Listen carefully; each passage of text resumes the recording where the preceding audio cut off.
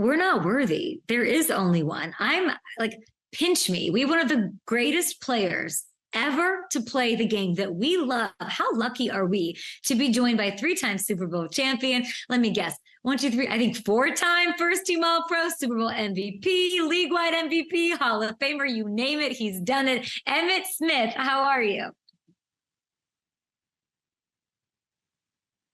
Oh no, he's frozen.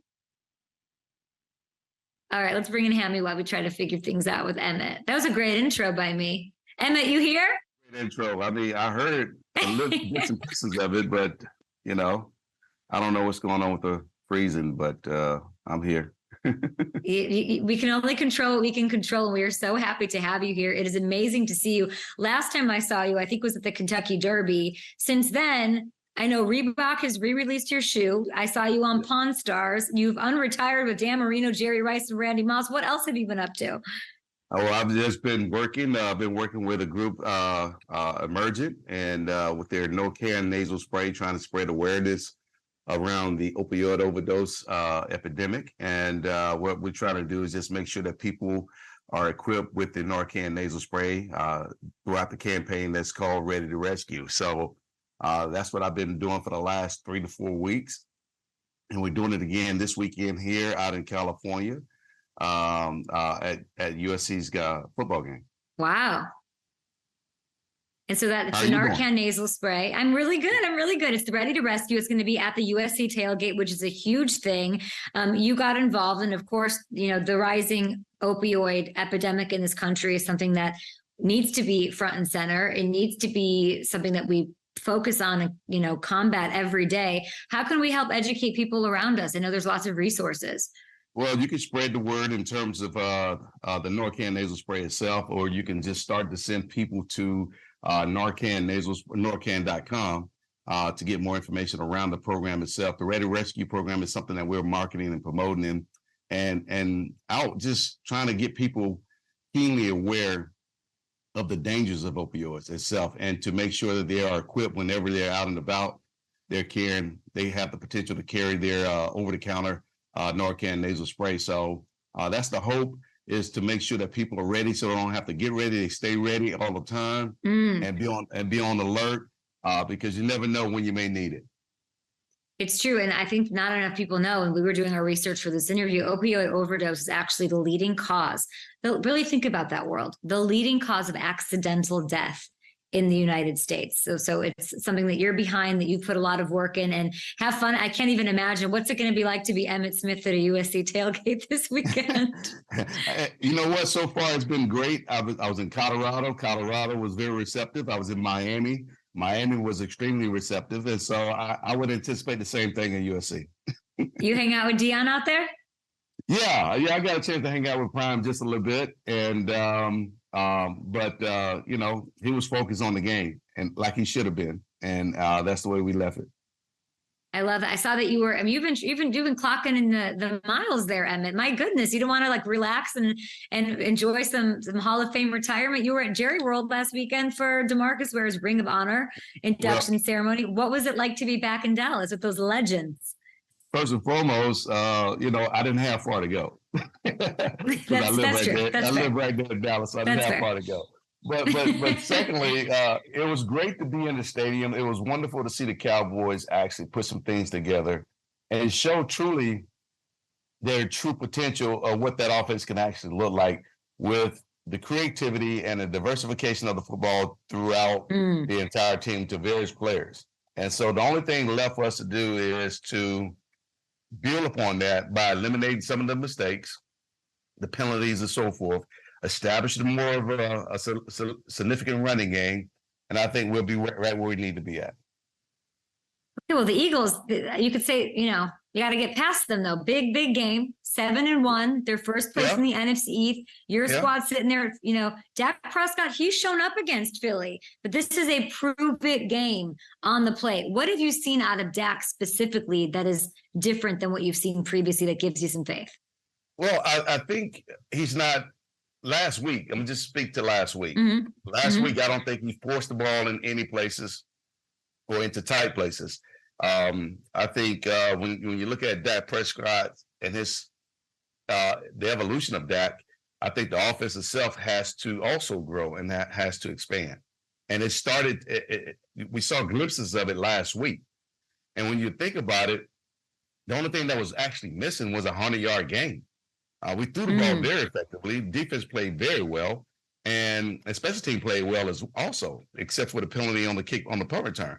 But outside of that, we tried our best to protect the football. It can't help it because the ball got tipped in the air in the red zone. But nonetheless, we were able to overcome some obstacles and some challenges and continue to sustain drives and put the ball in the end zone and get points.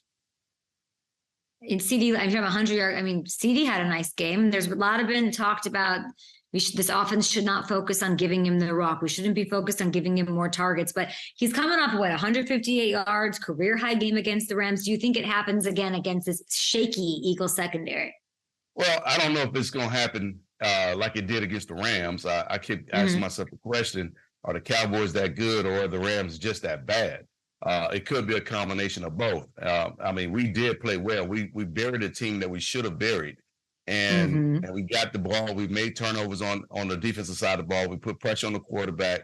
And most importantly, Dak Prescott was able to move around with his legs and gain positive yardage to keep the chains moving and to keep us in the right down situation. And so I kind of expect him to do the same thing this week against the Eagles. He's going to have to, because the Eagles have a strong defensive front, and they can put pressure on the quarterback with just their front five. And so it's up to the wide receivers now to beat man-to-man coverage and create space so Dak can lay the ball in there. It's week 9. We're 8 weeks in.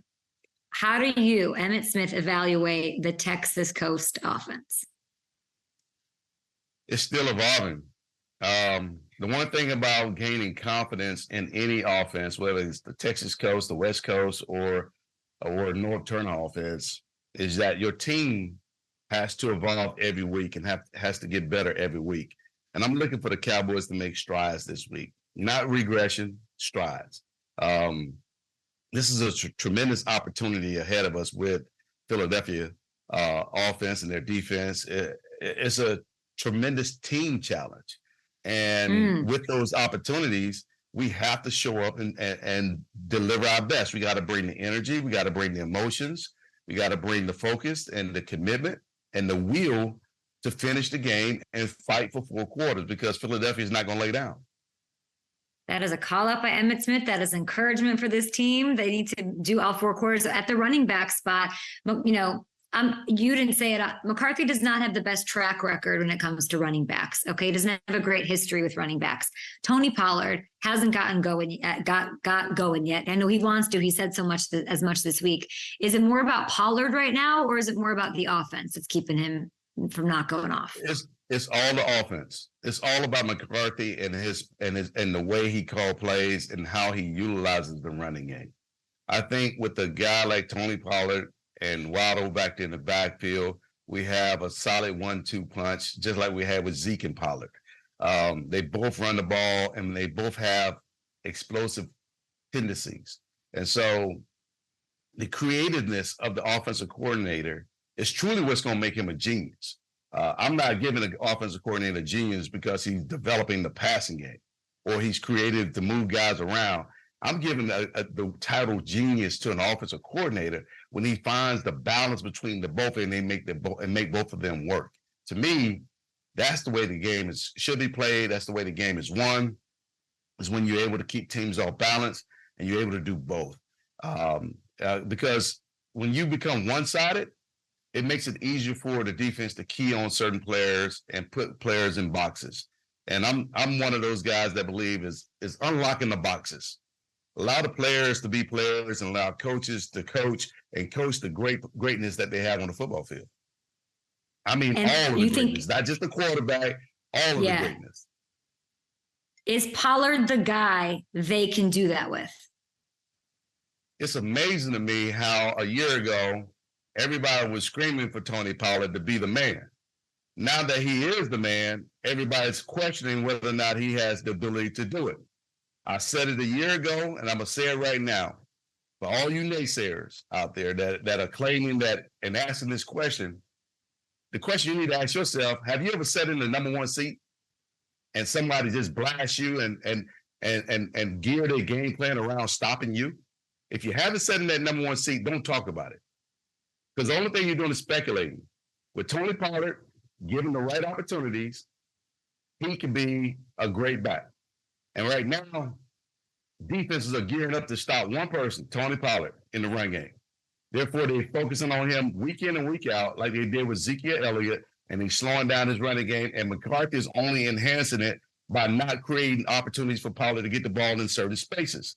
And that's McCarthy. That has nothing to do with Tony Pollard, because given opportunities, he's going to make plays. And we've seen him make some plays, just not the big plays that we were accustomed to seeing him make last year, because some of those plays came in special situations and they called the right play at the right time, and they set the defense the way they needed. They had what they needed to have, and he made explosive plays. They can do the same thing with him in the number one position. They just got to focus on it and find ways to get that man the ball. Bottom line.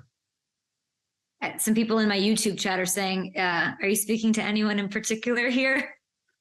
I'm speaking to most media personnel and people that talk about whether Tony Pollard is not having the same year that he had. Of course he's not. He's the number one guy. Defenses are focusing in on the number one guy. The number one challenge that every defensive coordinator comes into every game, every week. The number one thing that they want to do is stop the run. And people don't want to give that credence. That is a real thing. It is a real thing.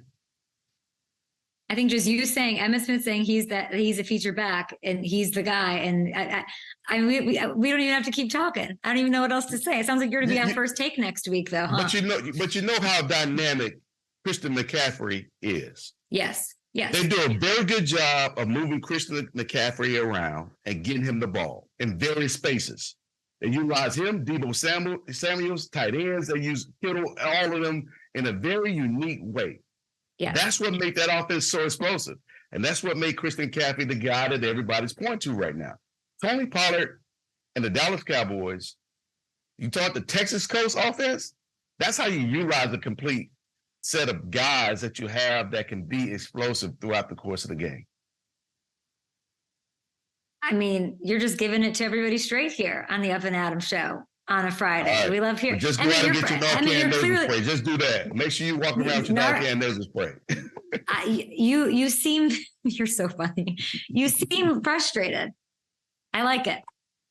No, you know the thing that's not necessarily frustrating, but hearing people just, a year ago, Tony Pollard should be the number one. Tony Pollard should be this. He is the number one. Now everybody's complaining like, well, he's not having a great year. People just so emotional about his performance. And they're focusing on the things that are really not necessarily all his fault. I mean, when you're the number one, you are the number one guy. And like I said, I can't elaborate it any further because coordinators go every game. Do they miss Kellen? I don't know if they miss Kellen or not. Like I said, last week was a very dynamic week. The question is, can we build off of last week and grow from there and develop the consistency that we need to develop? That's the question. And we'll find out this week for sure. Do the Cowboys win this game? I hope so. We need it. We need it. We definitely need it. So I hope so. Emmitt, I feel like you should I hope Tony Pollard goes off too. And I listen, I think we all hope that Tony Pollard, feature back in that spot, goes off on this one. Your boy Troy Aikman, he's on fire on Monday nights with Joe Buck.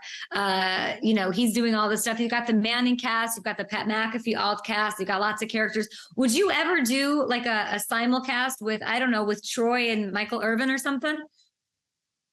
I would consider that, yes. Why not?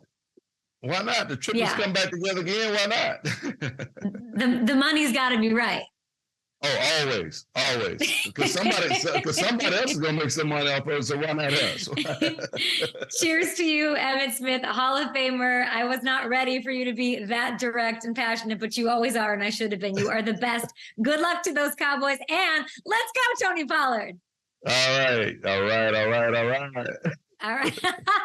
Thanks for watching. Subscribe here to get the latest Up and Adams content right on YouTube.